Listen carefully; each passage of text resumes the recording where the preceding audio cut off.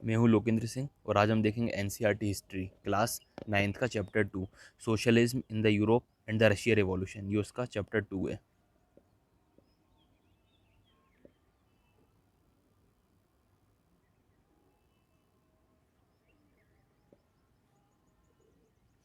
The age of social change. देखिए, पिछले chapter में हमने पढ़ा जो रिवॉल्यूशनरी जो आइडियाज़ आए थे, उन्होंने मतलब यूरोप की जो फ्रेंच रेवोल्यूशन से जो पावरफुल आइडियाज़ आए थे, उन्होंने यूरोप के आसपास के जो कंट्री हैं उन पर भी ये पूरा मतलब सर्कुलेट हुआ था। बाकी के पड़ोसी देश भी उनसे काफ़ी इंस्पायर हुए थे कि यार नहीं, हम फ्रेंच जो है अमीर वर्ग के लोगों से दबा हुआ था। बाकी के देश भी, आस पड़ोस के देश भी उससे काफ़ी इंस्पायर हुए थे। एक प्रकार से कह सकते हैं फ्रेंच रिवॉल्यूशन ने बाकी लोगों पे एक अपॉर्चुनिटी क्रिएट कर दी थी कि वो भी कुछ अपनी सोसाइटी में चेंजेस लाएं। जैसे कि हमने पढ़ा 18th सेंचुरी के पहले फ्रांस में जो सोसाइटी है वो बटी हुई थी ई स्टेट में, जैसे कि first E state, second E state, third E state. First E state में जो पादरी लोग होते हैं वो लोग थे, और जो बड़े बड़े रिचेस्ट लोग होते हैं वो लोग थे। थर्ड ई स्टेट में तो जो आम लोग थे, और उनकी जो पावर है वो एरिस्टोक्रेसी और चर्च के पास थी, सोशल पावर, सामाजिक पावर। एरिस्टोक्रेसी का मतलब होता है जो अमीर वर्ग के लोग होते हैं, जो रिचेस्ट होते हैं, और जो चर्च होता है उनके पास पूरी पावर थी सामाजिक। और जो रिवॉल्यूशन हुआ था सडनली उसने मतलब चेंजेस आए कई सारी जगहों पर, यहाँ तक कि यूरोप में और एशिया में भी आए। जो इंडिविजुअल राइट्स हैं उसके बारे में बात होने लगी, और जो सोशल राइट्स हैं उनके बारे में बात होने लगी कि भाई अब ठीक है कि यदि मतलब समाज हटता है, ये जो एरिस्टोक्रेसी का सिस्टम हटता है, तो कौन इसका मतलब वो कौन करेगा। अब उसके बाद कौन आएगा। इंडिया में राजा राम मोहन रॉय और डेरेजियो ने मतलब फ्रेंच रेवोल्यूशन से काफ़ी इंस्पायर होकर टॉक करी, बात करी थी। और कई सारी जगहों पर इस यूरोप के जो रेवोल्यूशन है तो बात होने लगी, और इससे कई सारे सोसाइटी में चेंजेस आए। जो कॉलोनियल रूल था, इनसे कई मतलब एक प्रकार से सोसाइटी को रीशेप्ड करा था।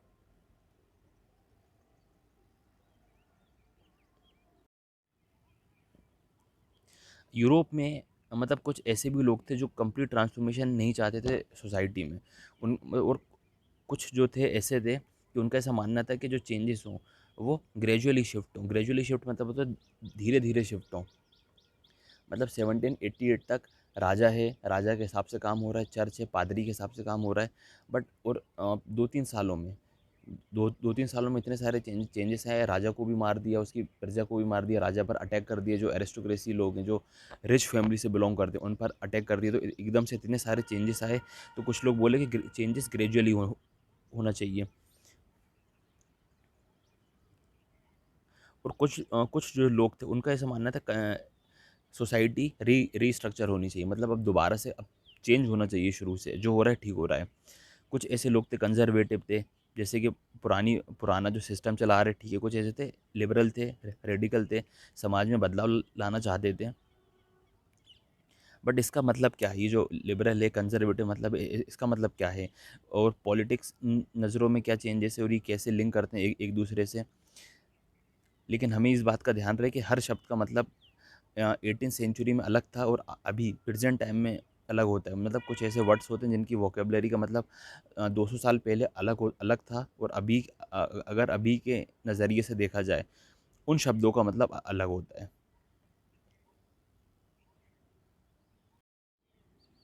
इसमें हम आगे देखेंगे कि 19th सेंचुरी में क्या क्या घटनाएं घटी, पॉलिटिकल चेंजेस क्या क्या आए, और इससे लोगों की इम्पेक्ट में जीवन में क्या क्या इन्फ्लुएंस है, क्या क्या बदलाव आए। और इसके बाद देखेंगे कि हिस्ट्री मतलब एक हिस्ट्री का इवेंट है जिसने पूरी सोसाइटी को ही ट्रांसफॉर्मेशन कर दी, मतलब सोसाइटी में पूरा पूरा टोटली बदलाव ले आई थी, जो कि है रशिया का रिवॉल्यूशन। जिसमें मतलब रशिया के रिवॉल्यूशन ने 20th सेंचुरी में ये one one one of the most significant and powerful idea था। मतलब रशिया के रिवॉल्यूशन ने पूरा सोसाइटी में पूरा बदलाव ले आए थे, पावरफुल चेंजेस लाए थे, और उसी ने पावरफुल आइडियाज़ को क्रिएट किया था वर्ल्ड में।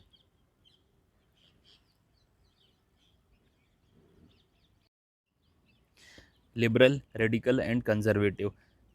समाज में एक ग्रुप ऐसा था कि जो समाज को लिबरल बनाना चाहता था, मतलब समाज में लिबरलिज्म रहे। और वो चाहता था कि समाज में हर रिलीजन को समान अधिकार मिले और मतलब हर रिलीजन बराबर रहे। लेकिन हमें इस बात का ध्यान रखें कि यूरोप में उस टाइम पर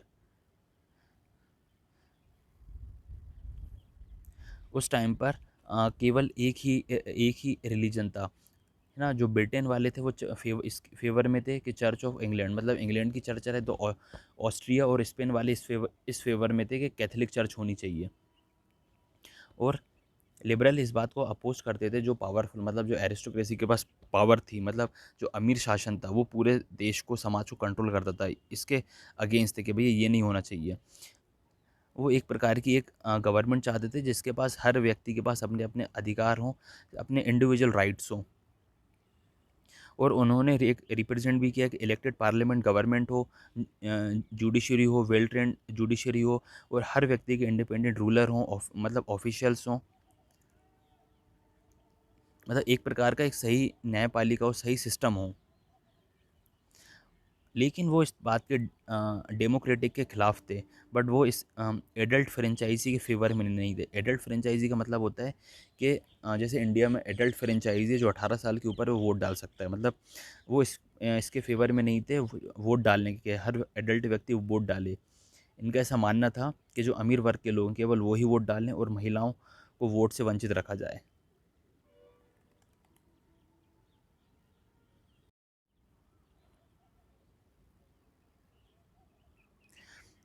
कुछ ऐसे भी लोग थे सोसाइटी में जो कि इस बात को सपोर्ट करते थे कि सोसाइटी में वही होगा जो कंट्री की मेजॉरिटी पॉपुलेशन चाहेगी।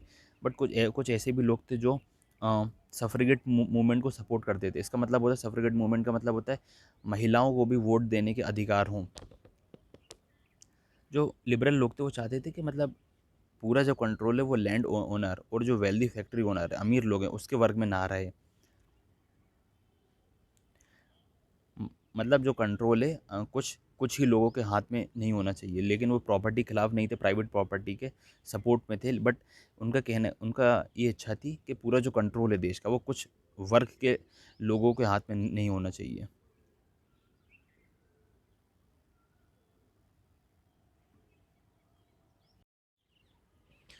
जो कंजर्वेटिव लोग हैं, मतलब जो कंजर्वेटिव हैं, वो इन दोनों को अपोज करते थे, जो रेडिकल हैं, लिबरल हैं। लेकिन फ्रेंच रेवोल्यूशन के बाद इन्होंने भी एग्री हो गए कि नीड फॉर चेंज, मतलब बदलाव होना चाहिए। लेकिन यही लोग जो थे, जो 18th सेंचुरी के पहले बदलाव नहीं चाहते थे सोसाइटी में। जब 19th सेंचुरी स्टार्ट हुई, जब इन्होंने देखा कि मतलब दंगे हुए, अमीर लोगों को मारा गया, जो जिन्होंने मोनोपोली करके रखी थी सोसाइटी में, उनको फांसी दी गई, तो ये लोग फिर उस बात पर चेंज करने के लिए राज़ी हो गए। और 19th सेंचुरी में इन्होंने एक्सेप्ट कर लिया कि हाँ ठीक है, बदलाव होना चाहिए, लेकिन हमें अपने पास्ट को पूरी तरह, पास्ट की रिस्पेक्ट करनी चाहिए पूरे तरीके से, हमें अपने पास्ट को भूलना नहीं चाहिए। और जो बदलाव हैं थोड़ा स्लो होने चाहिए, स्लो प्रोसेस में होने चाहिए।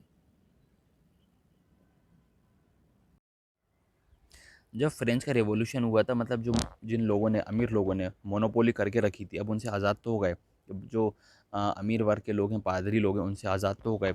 अब इस बात पे काफ़ी क्लेश हुए, मतलब कई सालों तक बहस चली कि भैया अब ठीक है, अब क्या करना है, अब कौन होगा वहाँ का राजा, कौन संभालेगा समाज, कौन संभालेगा देश, कौन संभालेगा। इस बात पर काफ़ी समय तक बहस चलती रही। और जो रिवॉल्यूशन हुए थे, बट उसने एक नेशन का ट्रांसफॉर्मेशन करा था 19th सेंचुरी में। और पॉलिटिक्स में भी काफ़ी बदलाव आए थे।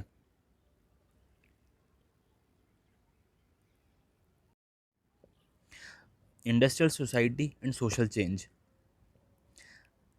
यही वो टाइम था, मतलब अब पॉलिटिकल बदलाव आ रहे थे, और इसी के साथ साथ इकोनॉमिकल चेंजेस और सोशल चेंज भी हुए थे। अब जो है नए शहर बसने चालू हो गए थे, और इंडस्ट्रियल, मतलब इंडस्ट्री डेवलपमेंट हुआ था, इंडस्ट्री की शुरुआत हुई थी, रेलवे की शुरुआत हुई थी, रेलवे ने एक्सपांड करा था, और एक प्रकार से इंडस्ट्रियल रेवोल्यूशन आया था समाज में।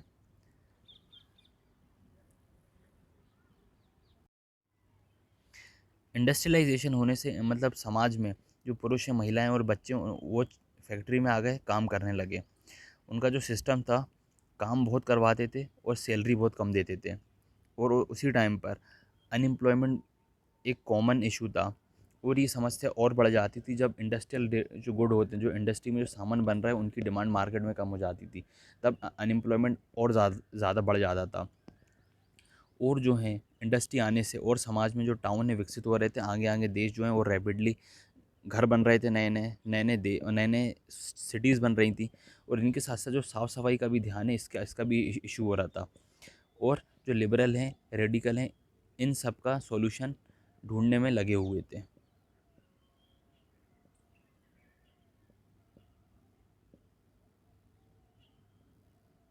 ये पेंटिंग दी हुई है कि लंदन में जो गरीब लोग हैं उनकी क्या कंडीशन थी।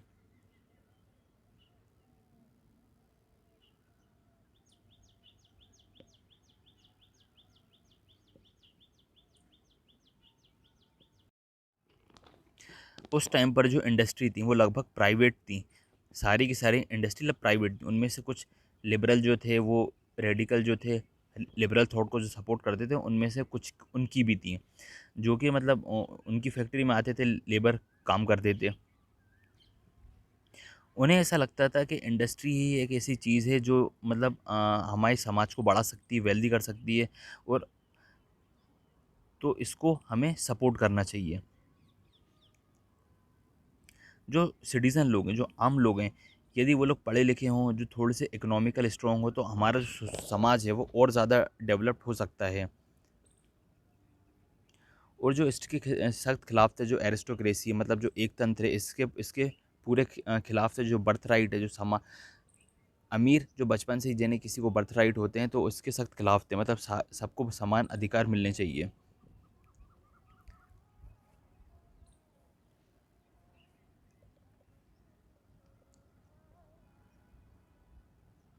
इनका ऐसा मानना था कि यदि गरीबों को काम काम मिले, और समाज में इंडिविजुअल राइट्स हों, फ्रीडम हो, और जो अमीर वर्ग है, जो बिना रोक टोक के अपना बिजनेस करना चाहते हैं, कैपिटलिज्म बढ़ाना चाहते हैं, अगर ऐसा हो तो समाज में बहुत डेवलपमेंट हो सकता है।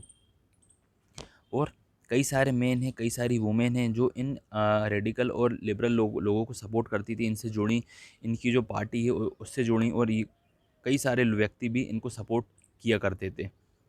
मतलब इनके थॉट से काफ़ी एग्री एग्री थे। यूरोप में 1815 में जिस प्रकार की सरकार बनी थी, लिबरल लोग और रेडिकल लोग और जो नेशनलिस्ट लोग थे वो इसको गिराना चाह रहे थे, इस सरकार के खिलाफ थे। और फ्रांस, इटली, जर्मनी और रशिया में जो रेवोल्यूशनरी थे, वो जो राजा लोग हैं, मतलब मोनार्की लोग हैं, जिनके पास एक तंत्र है, वो भी इसके खिलाफ थे, और वो भी इसको हटाना चाह रहे थे। नेशनलिस्ट जो हैं वो ऐसा राष्ट्र चाह रहे थे समाज में कि हर व्यक्ति को इक्वल राइट मिले। हर व्यक्ति को मतलब समान जो अधिकार राजा को हैं, वो हर एक गरीब व्यक्ति को भी अधिकार होने चाहिए। और 1815 में इटली के एक नेशनलिस्ट हैं, गुइस्पे मज़ीनी। इन्होंने इन्होंने इटली के राजा के खिलाफ कॉन्स्पिरेसी, इसका मतलब होता है कि एक प्रकार का षड्यंत्र रचना, प्लान करना कुछ इटली के राजा के खिलाफ। और ये जो नेशनलिस्ट की बातें हैं, ये चार ऑल ओवर वर्ल्ड में फैल गई, जिससे इंडिया में भी इसको काफ़ी पढ़ा जाता था कि यार मतलब तभी इंडिया में भी समाज में काफ़ी चेंजेस आए उस टाइम पर।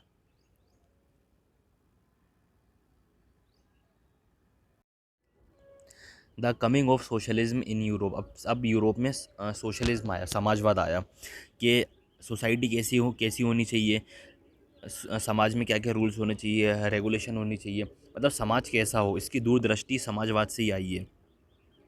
और मिड 19th सेंचुरी में यूरोप के कई सारे लोग हैं जो इस बात पर देने लगे कि यूरोप में अब समाजवाद होना चाहिए। और कई सारे लोग इससे इसकी तरफ अट्रैक्ट होने होने लगे, इससे जुड़ने भी लगे। सोशलिस्ट जो थे वो प्राइवेट प्रॉपर्टी के खिलाफ थे, मतलब जो प्राइवेट संपत्ति होती है उसके खिलाफ थे। उनका ऐसा मानना था कि सारे समस्याओं की जड़ जो यूरोप में जो अभी चल रही है, जो प्रॉब्लम हो रही है, सारे समस्याओं की जड़ यही थी।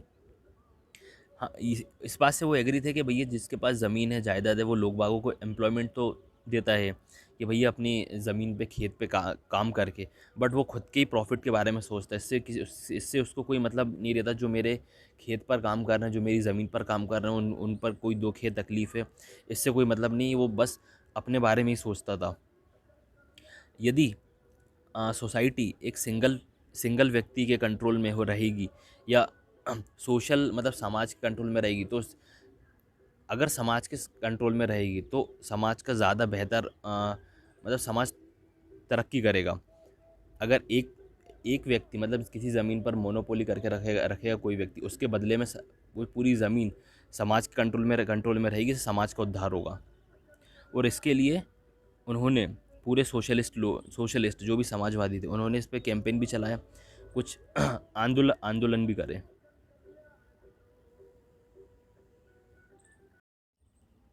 अब किसी भी समाज का भला होना है, किसी देश का भला होना है, किसी स्टेट का भला होना है, लेकिन उसके लिए पैसे चाहिए, है ना? तो पैसे कहाँ से आएंगे? और जो सोशलिस्ट थे, जो सोशलिस्ट सोसाइटी थी, उनका बेसिस क्या था, मतलब क्या उद्देश्य था, क्या करना था, कैरेक्टरिस्टिक्स क्या थे?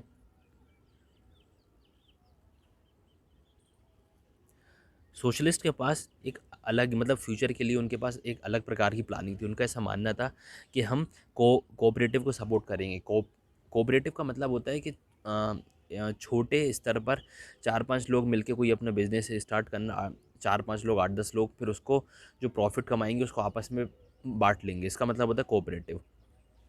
जो रॉबर्ट ओवन थे, जो कि इंग्लिश के एक बहुत बड़े बिजनेसमैन थे, उन्होंने यूएसए में यूएसए में एक जगह है इंडियाना, मतलब ये इंडिया नहीं है, यूएस में एक जगह है इंडियाना, वहाँ पर एक न्यू कोऑपरेटिव कम्युनिटी की शुरुआत की थी। न्यू हारमोनी मतलब यूएसए में इन्होंने शुरुआत की थी। और बाकी जो सोशलिस्ट थे उनका ऐसा मानना था, यार ठीक है ये हो तो जाएगा, बट ये बड़े स्तर पे कैसे हो पाएगा, बड़े स्तर पे नहीं हो पाएगा। इसके लिए हम सरकार को इनकरेज करना पड़ेगा, मतलब सरकार को भी सपोर्ट करना पड़ेगा इस काम के लिए। और एक फ्रांस के हैं, लुइस ब्लैंक, मतलब इन्होंने का भी ऐसा मानना था कि कैपिटलिस्ट कैपिटलिस्ट इंटरप्राइजेज मतलब मोनोपोली हटा के कोऑपरेटिव को इनकरेज करना चाहिए।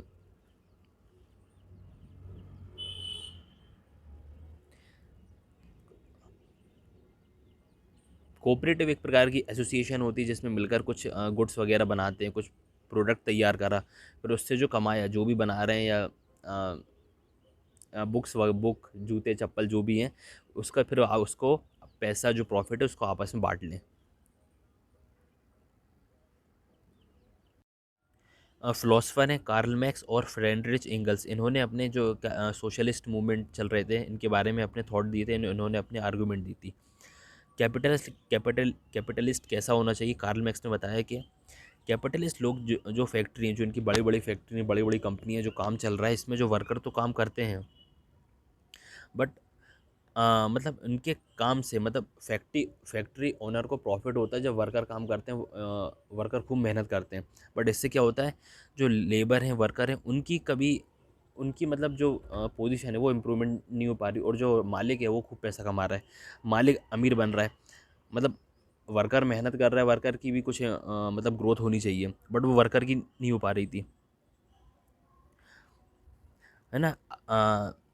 तो कार्ल मैक्स ने कहा है कि अगर तुम भैया अपना ग्रोथ चाहते हो तो तुम्हें ओवर थ्रू करना पड़ेगा कैपिटलिस्ट को। ओवर थ्रू का मतलब होता है उसको उखाड़ फेंकना, निकाल देना, इसको हटा देना। मार्क कार्ल मैक्स का ऐसा मानना था कि हमें कैपिटलिस्ट एक्सप्लॉइटेशन से वर्कर को बिल्कुल फ्री होना चाहिए, और जो समाज में मतलब सोशल जो कैपिटलिस्ट है उसका उस पर कंट्रोल, सोशल्स का मतलब सामाजिक कंट्रोल होना चाहिए उस पर, मतलब किसी एक व्यक्ति की मोनोपोली किसी में नहीं होनी चाहिए। और यही होगा एक समाज का एक सही सोसाइटी। और मतलब ये जो चलेगा, मुद्दा चलेगा, ये जो आंदोलन चलेगा, इसमें जीत जो होगी वो वर्कर की होगी। और कार्ल मैक्स के हिसाब से यही एक समाजवाद है जो फ्यूचर में होना चाहिए।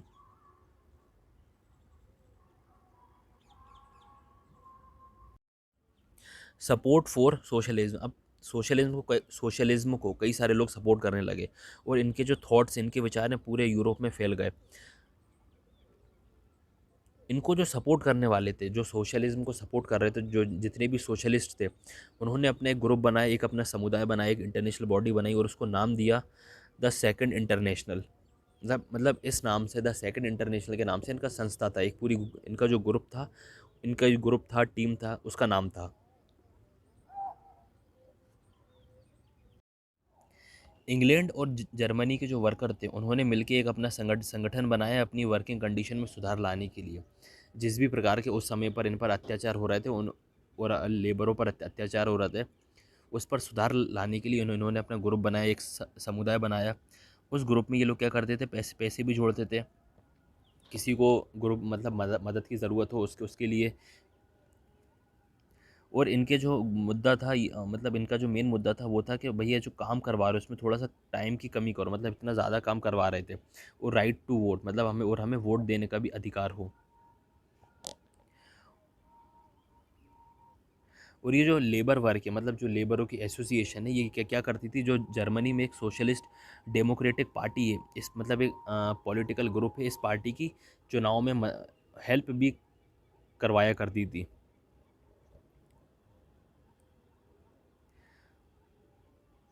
और 1905 तक 1905 तक आते आते ब्रिटेन में भी एक लेबर पार्टी बन गई और फ्रांस में भी सोशलिस्ट पार्टी बन गई इनकी।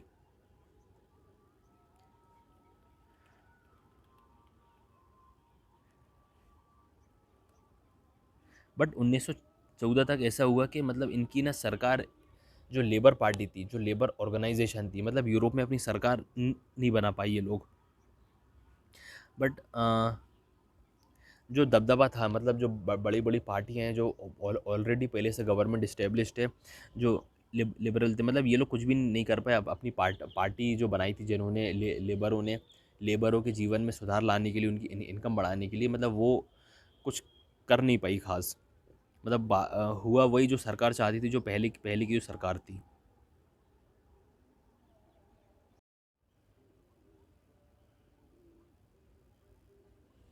ये एक पेंटिंग दी हुई है 1871 की, पेरिस में। जो पेरिस कम्यून था 1871 में, जब उसने जन विद्रोह किया था, उस टाइम की फ़ोटो है जब। बट उसके बाद भी अ, नगर के लोग, जो आम लोग हैं, कम्युनल लोग हैं, जो वर्कर लोग, उनको मिला के जो सरकार बनाई थी, बट उसको राइट्स कुछ नहीं मिले थे। तो उसके खिलाफ ही एक विद्रोह है, जन विद्रोह करा था